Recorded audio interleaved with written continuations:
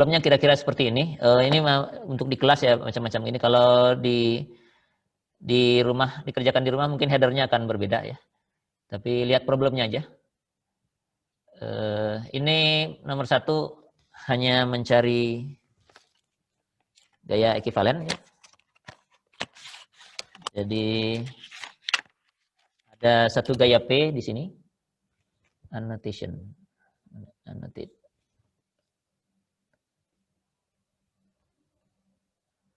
Saya kasih pena hijau aja.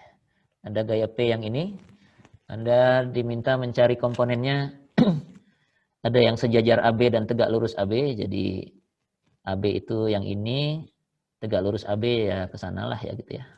Jadi gaya P ini dicari uraiannya terhadap dua sumbu itu. Kemudian yang B-nya sejajar dan tegak lurus BC. Jadi satu ke sini BC, satu lagi yang tegak lurus BC. Ya ini urusan sudut aja lah. Kemudian satu AB dan BC ya. AB dan BC. Mestinya no problem lah ya yang begini. Anda tinggal menguraikan P-nya saja. Jadi ada P begitu. Kalau AB-nya ke sana, BC-nya tegak lurus AB-nya ke sana, nggak tahu kemana ya. Ke sini gitu. Ini AB, ini BC, lalu Anda uraikan. Ya. Misalnya seperti itu ya. Nanti yang B-nya juga begitu, BC dan tegak lurus, dan AB dan BC-nya ya AB dan BC. Terus berikutnya, ini berapa soalnya, nanti kita lihat aja. Ini Anda diminta mencari momen dari annotate. Dari ini pennya tidak bekerja dengan baik ya. Momen dari P ini terhadap titik O. Jadi mungkin Anda harus cari jaraknya dulu ya. Cari jarak ke O ini yang benar yang mana. Kemudian cari θ-nya supaya nilai P-nya maksimum ya. Bagaimana supaya mendapatkan P maksimum? P maksimum, momen maksimum maaf. Jadi diminta ini MO maksimum. MO maksimum. Tentukan nilai θ. Θ sama dengan berapa sehingga MO-nya maksimum. Ya. Nyari maksimum gimana caranya? Halo?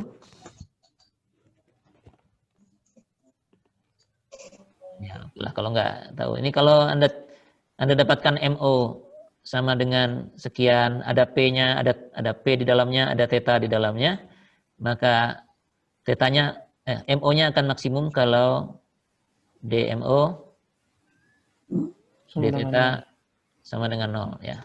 Nanti Anda cari θ-nya, kemudian cari juga momennya karena momennya ditanya ya dengan θ tersebut. Jadi begitu. Kemudian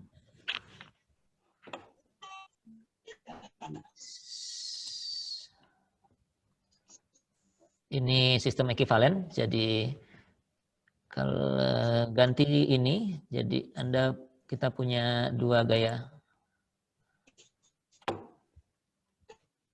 yang ini diganti dengan dua gaya yang bekerja di A-nya ada di sini dan di B ya. Ini sistem ekivalen saja ya. 7 dan 5 di sini, kalau di A dan di B mestinya bukan 7 dan 5 lagi. Angkanya berapa Anda cari gitu ya. Selanjutnya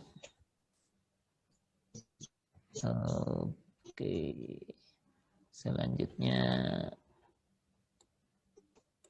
ininya belum dibersihkan.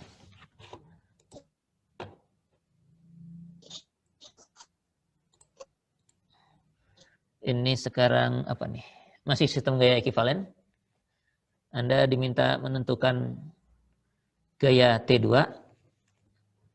T2-nya yang ini sama dengan berapa? Agar resultan dari semua gaya ini melewati titik A ya. Jadi kalau gaya 1, 2, 3, 4, 5 gaya ini dijumlahkan semua, totalnya harus melewati titik A. Nggak tahu kemana arahnya, mungkin ke sini gitu ya. Nah, berapa nilai T-nya? Berapa nilai T2 agar resultannya melewati titik A ini. Kemudian cari R-nya berapa. Ya.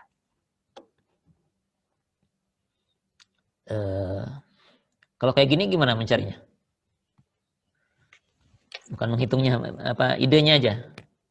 Agar resultannya lewat titik A, apa ketentuan yang Anda ingin gunakan?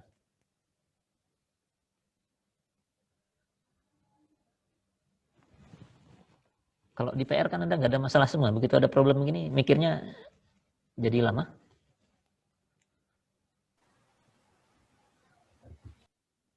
Apa yang Anda gunakan supaya jumlah dari gaya-gaya ini semua melewati titik A?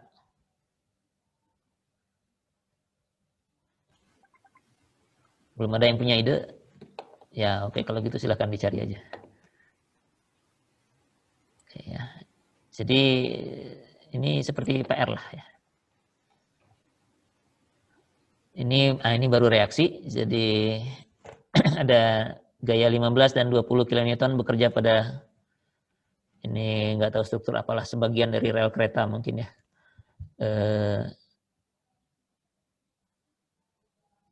Di sini roll artinya ada reaksi vertikal di sini, sementara di sini sendi ada reaksi vertikal dan horizontal. Jadi 3 reaksi dengan 3 persamaan keseimbangan mestinya ini bisa diselesaikan.